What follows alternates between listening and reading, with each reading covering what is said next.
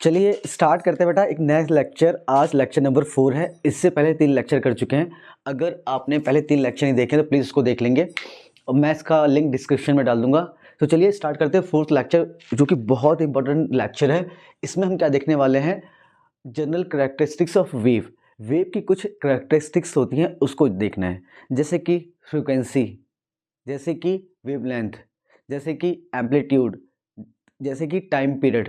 तो ये सब हमें जानना बहुत इंपॉर्टेंट होता है। दैट्स वाई ये सब हम डिस्कस करेंगे इस लेक्चर में। साथ ही साथ में फ्रीक्वेंसी और टाइम पीरियड के अंदर क्या रिलेशन होता है ये देखेंगे, और लास्ट में डिस्कस करेंगे स्पीड ऑफ द वेव क्या होता है, उसका फॉर्मूला क्या होता है, ये सब देखेंगे।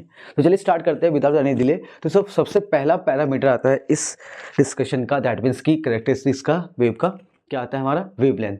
वेवलेंथ को किससे हम दिखाएंगे बेटा, लैम्डा से। रीड कैसे करेंगे, लैम्डा, ये सिंबल है वेवलेंथ का, ठीक है। अब होता है क्या है वेवलेंथ, देखो वेवलेंथ क्या होता है, it is a distance between consecutive crest and trough. अब समझते हैं क्रेस्ट एंड ट्रफ क्या होता है वेव। ये देखो क्या मेरा वेव है, अब ये वेव का ये जो लाइन दिखाई दे रही है आप लोगों को, ये अपना मीन पोजीशन है। ये क्या है, हमारा मीन है, मीन, राइट। और मीन के ऊपर ये वेव है, तो ये जो पीक है वेव का, इसको हम क्रेस्ट बोलते हैं। क्या बोलते हैं, क्रेस्ट बोलते हैं। और मीन पोजीशन के जो नीचे वाला जो पार्ट होता है, सबसे लोएस्ट मोस्ट पार्ट होता है, ये हमारा ट्रफ होता है। क्या होता है, ट्रफ होता है। तो इसी तरीके से ये भी आपका क्रेस्ट हुआ और ये आपका ट्रफ हुआ, राइट। सो नाउ अब हम बात करेंगे क्या, वेवलेंथ की। वेवलेंथ क्या होता है, जैसे यहाँ बताया गया, कंसेक्यूटिव क्रेस्ट और ट्रफ, मतलब दो लगातार जो क्रेस्ट आते हैं उनकी बीच की जो डिस्टेंस होती है, क्या, जैसे ये क्रेस्ट और ये क्रेस्ट, ये कंसेक्यूटिव है, लगातार है, तो इनकी बीच की डिस्टेंस को हम लोग वेवलेंथ बोलेंगे, जिसको हम दिखाएंगे लैम्डा से।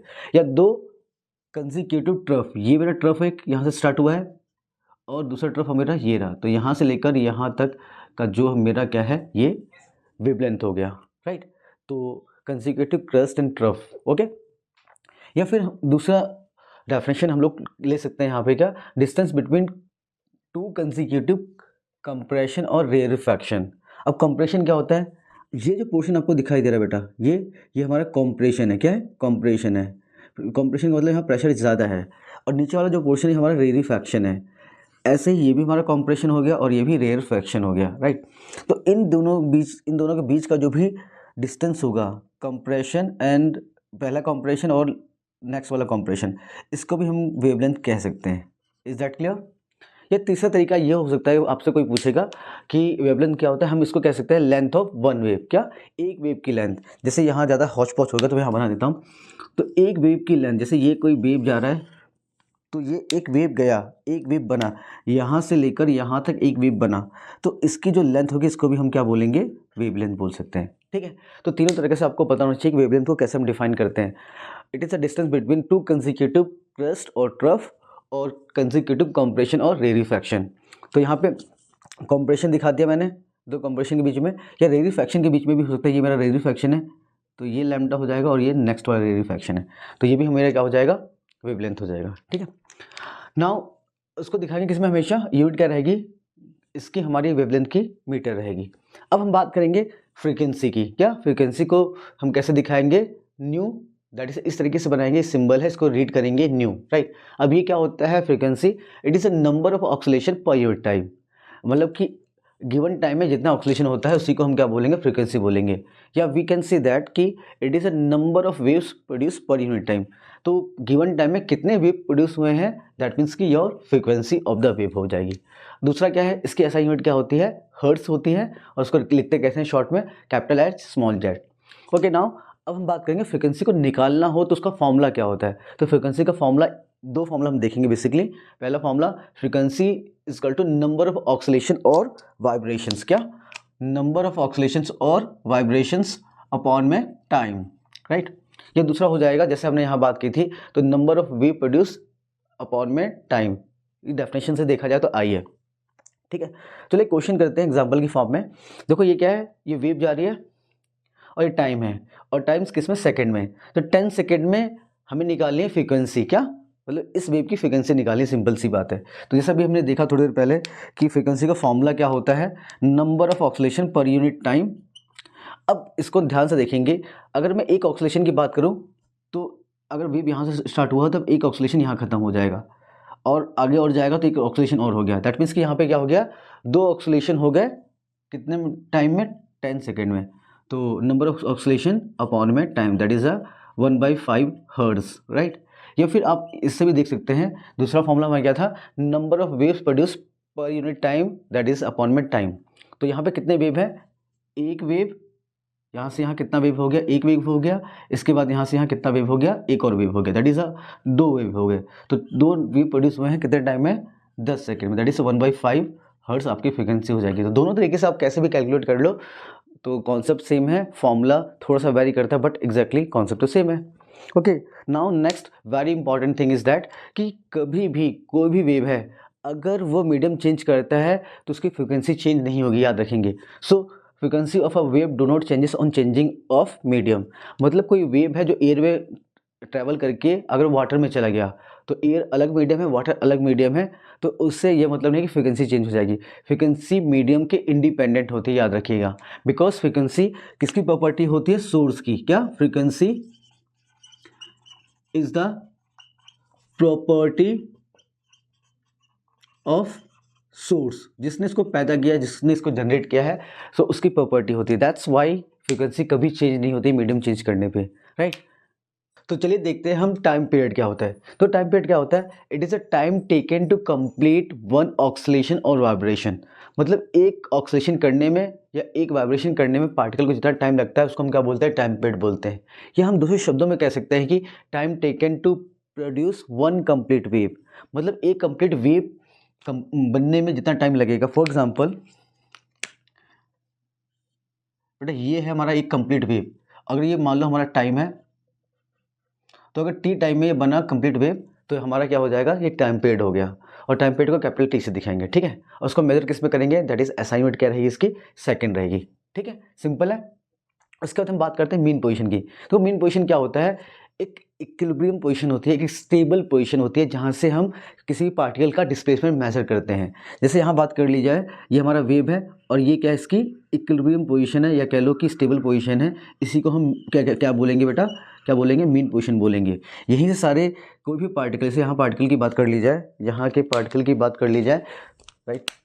तो इसी यहाँ से ही हम कोई भी पार्टिकल का डिस्प्लेसमेंट मेजर करते हैं। जैसे यहाँ कोई पार्टिकल कंसीडर कर लो, तो उसका डिस्प्लेसमेंट कहाँ से मेजर करेंगे हम लोग, यहाँ से मेजर करेंगे। एक्स का मतलब क्या है, डिस्प्लेसमेंट मान लीजिए यहाँ पे।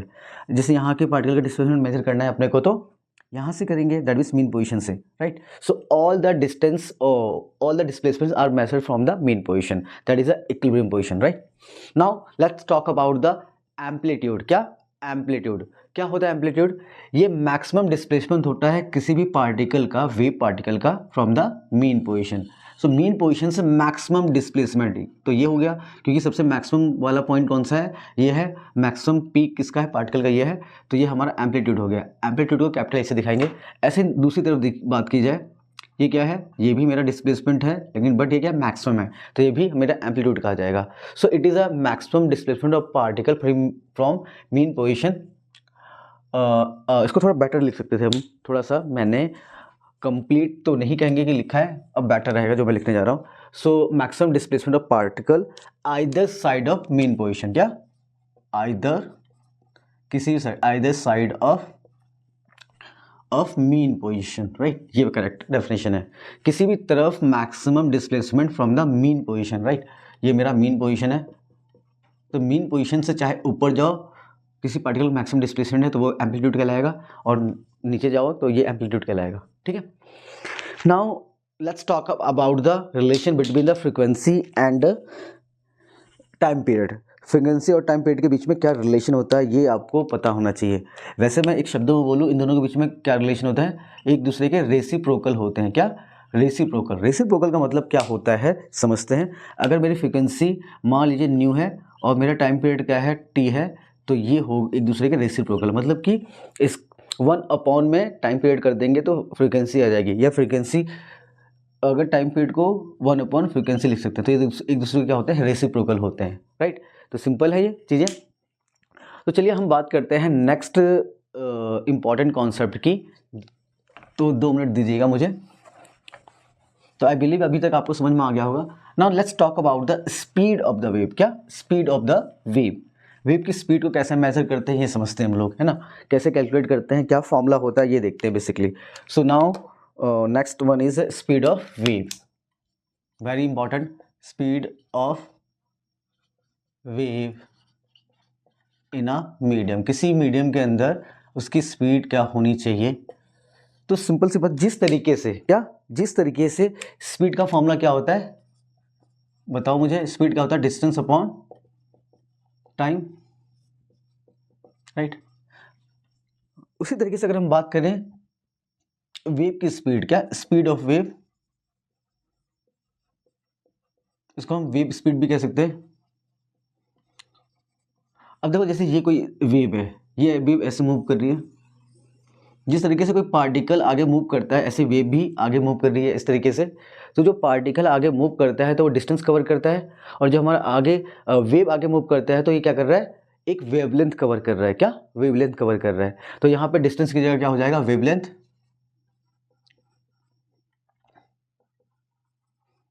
और अपॉन में टाइम रहेगा, राइट।